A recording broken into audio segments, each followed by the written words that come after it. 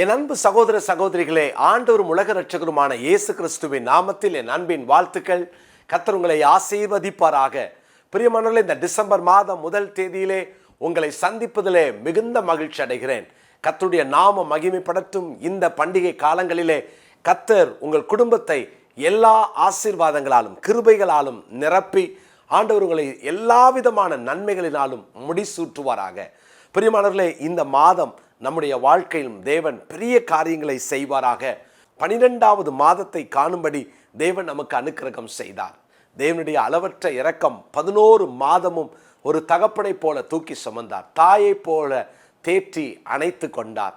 அவர் ஒரு சிநேகிதனுக்கு சிநேகிதனாய் நம்மோடு நடந்து வந்தார். அவர் எவ்வளவு ஆச்சரியமாய் இந்த 11 மாதமும் நம்மை காப்பாற்றினார். இந்த வார்த்தையை கேட்கிற தேவனுடைய பிள்ளைகளே, இந்த மாதம் உங்கள் வாழ்க்கையிலும் சகல நன்மைகளையும் கர்த்தர் தருவாராக. உங்களுக்காக ஒவ்வொரு நாளும் நான் ஜெபிக்கிறேன். இன்றைய முத்து பார்க்குற எல்லாரையும் கர்த்தர் ஆவிக்குரிய வாழ்க்கையிலையும் அதிகமாய் வளர்க்கணும். அது மாத்திரமல்ல, உலக பிரகாரமாகவும் நீங்கள் சிறந்திருக்கணும்னு சொல்லி நான் மனதார வாழ்த்துகிறேன். இந்த நாளிலும் லூக்கா சுவிசேஷம் 1ஆம் அதிகாரம் 37ஆம் வசனத்தை நான் படிக்கிறேன். லூக்கா 1:37. தேவனாலே கூடாத காரியம் ஒன்றும் இல்லை என்றான். இது எப்படி ஆகும், புருஷனை அறியேனே என்று ஒருவேளை மரியாளுடைய ஒரு பெரிய கேள்விக்கு, நியாயமான கேள்விக்கு யாராயிருந்தாலும் கண்டிப்பாய் கேட்க முடியும், கேட்பார்கள், நாம் கேட்போம். அப்படிப்பட்ட ஒரு சூழ்நிலை தான். ஏன்னா இதெல்லாம் நடக்குமா? யாருடைய வாழ்க்கையிலும் நடந்திராத, கேள்விப்பட்டிராத ஒரு காரியத்தை தேவதூதன் வந்து சொல்லுகிறாரே, கிருபை பெற்றவளே வாழ்க, பரிசுத்தாவியானவர் உண்மையில் நிழலிடுவார், நீ கர்ப்பவதியாகி ஒரு குமாரனை பெறுவான்னு சொல்லும்போது இதெல்லாம் சாத்தியமா? இப்படி நடக்குமா? அதனால தான் மரியாள் கேட்ட கேள்விக்கு, இது எப்படி ஆகும் என்ற கேள்விக்கு தேவதூதன் சொன்ன வார்த்தை என்ன தெரியுமா? தேவனாலே கூடாத காரியம் ஒன்றும் இல்லை. பிரியமானவர்களே, தேவனாலே கூடாத காரியம் ஒன்றுமில்லை. லூக்கா சுவிசேஷம் 18ஆம் அதிகாரம் 27ஆம் வசனத்தில் இயேசுவின் சீஷர்கள் அப்படியானால் யார் பரலோக ராஜ்யத்திற்கு செல்வார்கள் என்று கேட்ட கேள்விக்கு இயேசு 27ஆம் வசனத்தில் சொல்லுகிறார், அதற்கு அவர், மனுஷரால் கூடாதவைகள் தேவனால் கூடும் என்றார். யார் ரட்சிக்கப்படக்கூடும்? ஏன்னா ஐஸ்வர்யவான்கள் தேவனுடைய ராஜ்யத்தில் பிரவேசிக்க கூடாதுன்னா யார் தான் ரட்சிக்க முடியும் அப்படின்னும் போது இயேசு சொல்றார், இது மனுஷனால் கூடாதது, ஆனால் தேவனால் கூடும். பெரியமானவர்களே, உங்கள் வாழ்க்கையில் ஆண்டவரால் கூடி இருந்துச்சுன்னா ஏன் என் வாழ்க்கையில் இது நடக்கலை அப்படின்னு ஏதோ ஒரு விஷயத்தை குறித்து அங்கலாச்சிட்ருக்கலாம். ஆண்டவரால் தான் கூடுமே, ஏன் எனக்கு நடக்கலை அப்படின்னு நினைக்கிறீங்களா? பிரியமானவர்களே, தேவன் செய்வார். சில நேரம் கால தாமதங்கள் தான் ஆகிறதே தவிர காரியங்கள் தடையாகவில்லை. காரியங்கள் நடக்கும். அவர் குறித்த காலத்துக்காக தரிசனத்தை வைத்திருக்கிறார். நிச்சயமாய் கர்த்தர் செய்வார். ஆனால் அவரால் கூடும். ஒரு நாளும் தேவனுடைய கிரியைகளை மட்டுப்படுத்திடாதீங்க. அவர் வல்லமை உள்ளவர். அவருடைய வல்லமையான செய்கைகளை ஆண்ட நமக்காக அவர் நிச்சயமாய் செய்வார். தேவனால் கூடாதது ஒன்றுமில்லை. அவர் எப்போதும் வல்லமையுள்ளவர். அவருடைய வல்லமை குன்றி போகலை. நிறைய பேர் நம்ம பாட்டு பாடுவோம், அவருடைய வல்லமை குறைந்து போகவில்லை அப்படின்னு பாட்டு பாடுறோம்ல. ஆனால் உண்மையில் அதை அனுபவித்து பாடுறோமா, விசுவாசித்து பாடுறோமா? யோசித்து பார்த்தீங்களா? இந்த மாதம் இதெல்லாம் எனக்கு வாழ்க்கையில் நடக்குமா, ஆகுமா அப்படின்னு நீங்கள் நினச்சிட்டு இருக்கிற காரியத்தில் தேவன் அதை ஆக செய்வார். ஆண்டவர் அதை வாய்க்க பண்ணுவார். அவரால் கூடும். அவர் நிச்சயமாய் பண்ணுவார். அவர் எதையும் செய்ய, உங்களுக்காக எதையும் செய்ய அவர் வல்லமையுள்ளவராக இருக்கிறார். எனக்கு பிரியமான கர்த்தருடைய பிள்ளைகளே, தேவன் இந்த நாளில் என்ன அப்படி செய்ய போகிறாரு? அவரால் எல்லாம் கூடும் என்றால் எது கூடும், எதை செய்வார்? நான் ஒரு சில காரியத்தை வேதத்திலிருந்து சுட்டி காட்ட விரும்புகிறேன். முதலாவதாக யோவான் சுவிசேஷம் 3ஆம் அதிகாரம் 16வது வசனம். யோவான் 3ஆம் அதிகாரம் 16வது வசனம். தேவன் தம்முடைய ஒரே பேரான குமாரனை விசுவாசிக்கிறவன் எவனோ அவன் கெட்டு போகாமல் நித்திய ஜீவனை அடையும்படிக்கு அவரை தந்தருளி இவ்வளவாய் உலகத்தில் அன்பு கூர்ந்தார். இதுதான் தேவ திட்டம். தேவன் தம்முடைய திட்டத்தை நிறைவேற்றுவது அவருக்கு லேசான காரியம். அது அவருக்கு கூடும். தேவன் ஒரு காரியத்தை திட்டம் பண்ணிட்டார்னா அவர் அதை செய்து முடிப்பார். அவருக்கு கூடும். ஒரு காரியத்தை உங்கள் வாழ்க்கையில் சொல்லி திட்டம் பண்ணிட்டாரா, அவர் செய்து முடிப்பார். தேவனால் கூடும். அவர் திட்டம் பண்ணின காரியம். ஒருவேளை ரட்சிப்புக்கு தன்னுடைய ஒரே பேரான குமாரனை இந்த உலகத்துக்கு அனுப்பணும் என்பது பிதாவாகிய தேவனுடைய திட்டம். மனிதர்கள் ஒருவரும் நித்திய ஜீவனை இழந்துடக்கூடாது. அழிவை அவர்கள் சந்திச்சிடக்கூடாது என்பதற்காக, அவர்கள் கெட்டுப்போகாமல் நித்திய ஜீவனை பெறுவதற்காக தேவனுடைய திட்டம்தான் ஆண்டவராகிய இயேசு. தேவ திட்டமாகிய ஆண்டவராகிய இயேசு கிறிஸ்து என்னும் அந்த இரட்சகரை நமக்கு அனுப்ப அவர் திட்டம் கொண்டார். அந்த திட்டத்தை அவர் நிறைவேற்றுவார். கன்னியின் கருவிலே அவரை பிறக்க வைக்க முடியும். கன்னியை ஒரு தெரிந்தெடுத்து அந்த பரிசுத்த குமாரனை இந்த உலகத்திற்கு கொண்டு வர அவருக்கு லேசான காரியம். நீங்கள் நினைக்கிறீங்களா ஒரு கன்னிகை கர்ப்பவதி ஆக முடியுமா? முடியும். ஏன்னா அது அவருடைய திட்டம். உங்கள் வாழ்க்கையில் கர்த்தர் திட்டம் பண்ணினதை அவர் நிறைவேற்றுவார். வேதத்தில் எரேமியா தீர்க்கதரிசன புஸ்தகம் 29ஆம் அதிகாரம் 11வது வசனத்தை நான் வாசிக்கிறேன். எரேமியா 29:11. நீங்கள் எதிர்பார்த்திருக்கும் முடிவை உங்களுக்கு கொடுக்கும்படிக்கு நான் உங்கள் பேரில் நினைத்திருக்கிற நினைவுகளை அறிவேன் என்று கர்த்தர் சொல்லுகிறார். அவைகள் தீமைக்கல்ல, சமாதானத்துக்கு ஏதுவான நினைவுகளே. நம்முடைய வாழ்க்கையில் தேவன் செய்கிறது அது சமாதானத்துக்கு ஏதுவானது, தீமைக்கு ஏதுவானது அல்ல. அவர் திட்டம் பண்ணிவிட்டார். அந்த திட்டத்தை அவர் நிறைவேற்றுவார். முதல்ல அவருடைய திட்டத்தை அவரால் நிறைவேற்ற கூடும்.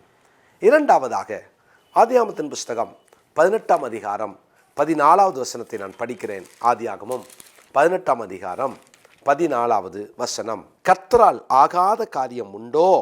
உற்பவ கால திட்டத்தில் உன்னிடத்திற்கு திரும்பி வருவேன், அப்பொழுது சாராளுக்கு ஒரு குமாரன் இருப்பான் என்றார். கர்த்தரால் ஆகாத காரியம் ஒன்று உண்டோ? ஆபிரகாமுக்கு ஆண்டவர் சொல்றாரு, ஏன்பா என்னால் முடியாதப்பா, சாராளுடைய கற்பம் செத்து போயிருக்கலாம், ஆனால் ஒரு வாக்கு தத்தத்தை கொடுத்துட்டார்ல, அந்த வாக்கை தீர்க்க தரிசனத்தை நிறைவேற்றுவது அவருக்கு லேசான காரியம். அவரால் கூடும். ஒரு வார்த்தையை உங்களுக்கு சொல்லியிருக்கலாம், இவ்வளோ நாள் நிறைவேறலையேன்னு நீங்கள் நினச்சி அங்கலாய்க்கலாம். ஆனால் கர்த்தரோ அந்த வார்த்தையை நான் நிறைவேற்றி கொடுப்பேன்னு சொல்லி இன்னைக்கு வாக்கு பண்ணுகிறார். தேவனுக்கு அது கூடும். அவரால் கூடாதது ஒன்றுமில்லை. மனுஷரால் கூடாது தான், ஆனால் தேவனால் இது கூடும். தீர்க்க தரிசனங்களை நிறைவேற்ற அவரால் கூடும். தேவ திட்டத்தை நிறைவேற்ற அவரால் கூடும். அவருடைய திட்டத்துக்காக, அவருடைய தீர்க்க தரிசன வார்த்தைக்காக உங்கள் வாழ்க்கையில் கர்த்தர் எதையும் செய்வார். இன்றைக்கு இந்த வார்த்தையை கேட்டுட்டு இருக்கிற தேவனுடைய பிள்ளைகளே, வேதத்தில் வாசிக்கிறோம், பொய் சொல்ல தேவன் ஒரு மனிதன் அல்ல, மனம் மாற அவர் ஒரு மனுபுத்திரனும் அல்ல. அவர் சொல்லியும் செய்யாதிருப்பாரோ, அவர் வசனித்தும் நிறைவேற்றாமல் இருப்பாரோ, அவர் செய்வார். ஏன்னா அவர் சொல்லிட்டார்ல. இன்றைக்கும் கர்த்தருடைய வாக்கு தத்தத்தை உறுதியாக பிடிச்சுக்கோங்க. அவருடைய வாக்கு தத்தங்கள் கிறிஸ்துவுக்குள் ஆம் என்றும் ஆமென் என்றும் இருக்கிறது அல்லவா? உறுதியாக பிடித்து கொள்ளுங்கள். அவர் என்ன சொன்னாரோ அவர் அதை செய்வார். அதனால தான் 1 ராஜாக்களின் புஸ்தகம் 8ஆம் அதிகாரம் 15ஆம் வசனத்திலே வாசிக்கிறோம். அவன் சொன்னது, இஸ்ரவேலின் தேவனாகிய கர்த்தருக்கு ஸ்தோத்திரம். அவர் என் தகப்பனாகிய தாவீதுக்கு தம்முடைய வாக்கினால் சொன்னதை தம்முடைய கரத்தினால் நிறைவேற்றினார். 24வது வசனத்தை நான் வாசிக்கிறேன். தேவரீர் என் தகப்பனாகிய தாவீது என்னும் உம்முடைய தாசனுக்கு செய்த வாக்குத்தத்தத்தை காத்தருளினீர். அதை உம்முடைய வாக்கினால் சொன்னீர். இந்நாளில் இருக்கிறபடி உம்முடைய கரத்தினால் அதை நிறைவேற்றினீர். அது அவருக்கு கூடும், அவருக்கு முடியும். தேவனால் கூடாது ஒன்றுமில்லை. சொல்லிட்டாரா, காரியம் எவ்வளவு மோசமாக இருந்தாலும் அவர் அதை செய்ய வல்லவராக இருக்கிறார். முதலாவது திட்டத்தை நிறைவேற்றக்கூடும். இரண்டாவது தீர்க்க தரிசனத்தை நிறைவேற்றக்கூடும். மூன்றாவதாய் லூக்கா சுவிசேஷம் 18ஆம் அதிகாரம் 27வது வசனத்தை நான் வாசிக்கிறேன். லூக்கா சுவிசேஷம் 18ஆம் அதிகாரத்தின் 27வது வசனம். அதற்கு அவர், மனுஷரால் கூடாதவைகள் தேவனால் கூடும். மூன்றாவதாக, நம்முடைய பலத்தினால் கூடாததை அவர் செய்யக்கூடும். அவரால் செய்ய முடியும். நம்மளால் கூடாது. ஒருவேளை கடந்த 11 மாதம் நீங்கள் எதையோ ஒன்று முயற்சித்து தோற்று போயிருக்கலாம். ஆனால் இந்த 12வது மாதம் கர்த்தர் உங்களால் முடியாததை செய்ய அவரால் கூடும். முதல்ல திட்டத்தை நிறைவேற்ற அவரால் கூடும். இரண்டாவது தீர்க்க தரிசனத்தை நிறைவேற்ற அவரால் கூடும். மூன்றாவது நம்மால் முடியாததை செய்ய அவரால் கூடும். நம்ம ஆனால் ஒப்புக்கொள்ளணும், என்னால் முடியல ஆண்டவரே. அவர்கிட்ட உதவி கேட்கணும். ஆண்டவரே நீங்கள் எனக்கு உதவி செய்யுங்க. வேத புத்தகத்தில் மார்க்கு சுவிசேஷம் 9ஆம் அதிகாரத்தில் 24வது வசனத்தை நான் வாசிக்கிறேன். மார்க்கு சுவிசேஷம் 9:24 நான் வாசிக்கிறேன். உடனே பிள்ளையின் தகப்பன், விசுவாசிக்கிறேன் ஆண்டவரே, என் அவிசுவாசம் நீங்கும்படி உதவி செய்யும் என்று கண்ணீரோடு சத்தமிட்டு சொன்னான். என்னால் முடியலை. நேற்று தியானித்தான்ல, என்னால் முடியலை, எனக்கு என்ன செய்யறதுன்னு தெரியல.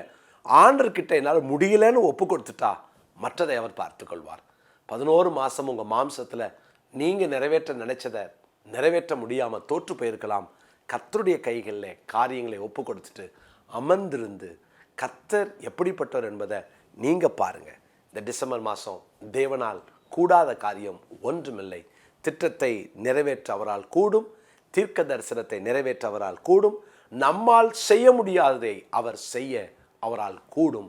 கர்த்தர் உங்களை ஆசீர்வதிப்பார். இந்த நாளுக்குரிய மனப்பாட குறித்துக் கொள்ளுங்கள். 1 ராஜாக்களின் புஸ்தகம் 8ஆம் அதிகாரம் 24ஆம் வசனம். 1 ராஜாக்கள் 8:24. ஜெபிக்கலாமா? நல்ல தகப்பனே, எங்களால் கூடாதது தான், எங்களால் முடியாது, எங்களால் செய்ய திராணி இல்லை, பலன் இல்லை, உம்மால் கூடும் என்று நாங்கள் உமக்கு விட்டு கொடுக்கிறோம். நீர் ஒரு காரியத்தை திட்டம் பண்ணிட்டீங்கன்னா அந்த திட்டத்தை நிறைவேற்றுவீங்க.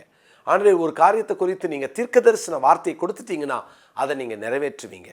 ஆண்டவரே, நீங்கள் எங்களால் முடியாததையெல்லாம் நான் பார்த்துக்கிறேன்னு சொல்லி இன்னைக்கு ஆண்டவரே அதை நிறைவேற்ற போறீங்க, அதை செய்ய போறீங்க. நன்றி செலுத்துகிறோம். எங்களால் அது முடியாதது தான், ஆனால் உம்மால் முடியும் என்று நாங்கள் விசுவாசிக்கிறோம், நாங்கள் அறிக்கை பண்ணுகிறோம். உம்முடைய கரங்களில் எங்களை தாழ்த்தி ஒப்புக் கொடுக்கிறோம். இந்த நாளிலே, இந்த டிசம்பர் மாதம் முழுவதும் உடைய பிள்ளைகளை ஆசீர்வதியும், பாதுகாத்து கொள்ளும், தீமைகளுக்கும் நாச மோசங்களுக்கும் விலக்கி காத்துக்கொள்ளும்.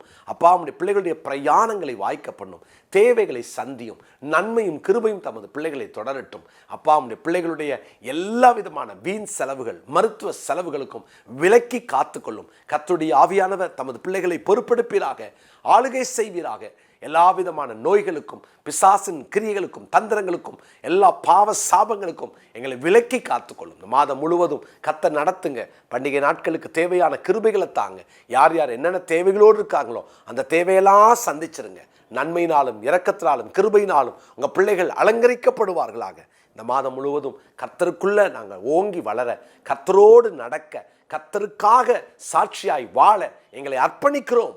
ஆண்டவரால் கூடாது ஒன்றுமில்லை என்ற இந்த வார்த்தை உடைய பிள்ளைகள் வாழ்க்கையில் அப்படியே நிறைவேறட்டும். உடைய நாம மகிமைப்படுவதாக. இயேசு ரட்சகரின் நாமத்தில் ஜெபிக்கிறோம் நல்ல பிதாவே, ஆமென். பிரியமானவர்களே, இந்த மாதம் கர்த்தர் உங்களை ஆசீர்வதிப்பார். தொடர்ந்து விங்ஸ் ஆஃப் விக்டரி பணிகளுக்காக ஜெபிங்க. ஒருவேளை இந்த மாதத்தில் நீங்கள் இன்னும் ஒரு சிலரை எங்களுக்கு அறிமுகப்படுத்துங்கள். நாம் பெரிய தேவனுக்காய் பெரிய தரிசனத்தோடு செய்வதனாலே இணைந்து செய்வோம். ஆண்டவருடைய நாம மகிமைக்காய் விதையுங்கள். கீழே இருக்கிற ஃபோன் நம்பருக்கு எங்களை நீங்கள் அழைத்து இதை விசாரிக்கலாம். நீங்கள் நேரடியாக வந்து நம்முடைய சென்டர்ஸை பார்க்கலாம். அநேகர் இதன் மூலமாய் வாழ்வாதாரம் அடைகிறாங்க, பயனடைகிறார்கள். ஆண்டவருடைய நாம மாத்திரம் மகிமைப்படுவதாக. God bless you.